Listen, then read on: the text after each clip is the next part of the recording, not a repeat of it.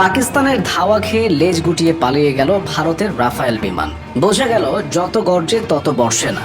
আর এও বোঝা গেল ভারত শুধু সিনেমার রঙিন পর্দায় যেতে, বাস্তবে পাকিস্তানের JF-17 যুদ্ধ বিমানের ধাওয়া খেয়ে পালিয়ে যায়। আর তার জন্য চাকরি চলে যায় ভারতীয় বিমান বাহিনীর উপপ্রধানের। বাংলাদেশের পতিত স্বৈরাচার শেখ হাসিনা দম্ভ ভরে বলেছিল শেখ হাসিনা পালায় না, কিন্তু পরিণতিতে লেজ গুটাতে হয়েছে। ভারতের মোদীকে বিশ্ব নেতৃবৃন্দ আহ্বান করেছিল পাকিস্তানের সাথে যুদ্ধে না জড়াতে। ভারত আগ বাড়িয়ে হুমকি ধামকি দিয়ে যুদ্ধে জড়িয়েছে, আর এখন যুদ্ধ শুরু করার আগে পাকিস্তানের ধাওয়া খেয়ে জান নিয়ে পালাচ্ছে। সংবাদ মাধ্যম দ্য এক্সপ্রেস ট্রিবিউন সূত্রে জানা যায়, ভারতীয় বিমানগুলো অবৈধভাবে অধিকৃত জম্মু ও কাশ্মীরের আকাশসীমার মধ্যে টহল দিচ্ছিল। সে সময় পাকিস্তান বিমান বাহিনী ভারতের বিমানগুলোর উপস্থিতি টের পায় এবং দ্রুত প্রতিক্রিয়া জানায়। তখন সেগুলো পিছু হটতে বাধ্য হয়। 22 এপ্রিল কাশ্মীরের পেহেলগামে হওয়া ভয়াবহ সন্ত্রাসী হামলাকে কেন্দ্র করে ঘটনার সূত্রপাত। ওই হামলায় 26 জন নিরীহ মানুষ প্রাণ হারান, যাদের অধিকাংশই পর্যটক ছিলেন। 2000 সালের পর এটি কাশ্মীর অঞ্চলে অন্যতম রক্তক্ষয়ী হামলা। ঘটনাটি ঘিরে ভারত পাকিস্তানের সম্পর্ক আরও উত্তপ্ত হয়ে উঠেছে।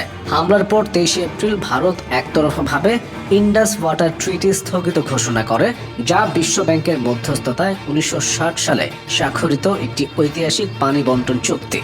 এর পরদিন পাকিস্তান 1972 সালের সিমলা চুক্তি স্থগিত রাখার এবং ভারতীয় বিমানের জন্য তার আকাশসীমা বন্ধ করার হুমকি দিয়ে প্রতিশোধ নেয়।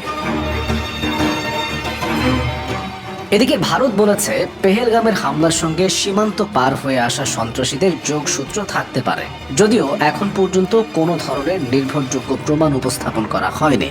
পাকিস্তান এই অভিযোগ সরাসরি প্রত্যাখ্যান করে বলেছে তারা এ ঘটনায় কোনোভাবেই জড়িত নয়। পাকিস্তানের প্রধানমন্ত্রী শাহবাজ শরীফ এই ঘটনায় স্বাধীন আন্তর্জাতিক তদন্তের আহ্বান জানিয়েছেন, যাতে প্রকৃত তথ্য উঠে আসে।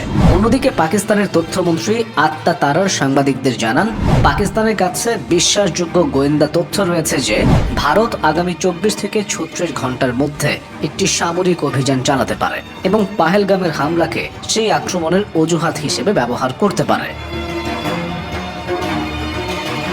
তিনি ভারতের মনোভাবকে বিচারক, জুরি এবং কার্যনির্বাহী 3 ভূমিকায় নিজেকে বসিয়ে সিদ্ধান্ত নেওয়ার প্রবণতা বলে আখ্যায়িত করেন এবং এটিকে অঞ্চলীয় স্থিতিশীলতার জন্য হুমকি স্বরূপ বলে সতর্ক করেন।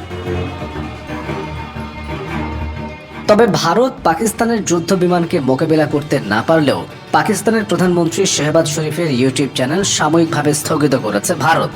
শুধু তাই নয়, পাকিস্তানের অন্তত 16টি সংবাদভিত্তিক ইউটিউব চ্যানেলও ভারতীয় কর্তৃপক্ষ বন্ধ করে দিয়েছে। এসব চ্যানেলের সম্মিলিত সাবস্ক্রাইবার সংখ্যা প্রায় 63 মিলিয়ন। ব্লক করা চ্যানেলগুলোর মধ্যে রয়েছে ARY নিউজ, ডন নিউজ, সামা টিভি, বোল নিউজ, রফতার, জিও নিউজ এবং শোনো নিউজ। ভারতীয় পত্রিকা দ্য হিন্দুর মতে, এসব নিষেধাজ্ঞার মাধ্যমে ভারত সরকার পাকিস্তান ভিত্তিক কণ্ঠগুলোকে স্তব্ধ করতে চাইছে, যারা পাহেলগাম ঘটনার প্রকৃত চিত্র তুলে ধরছিল।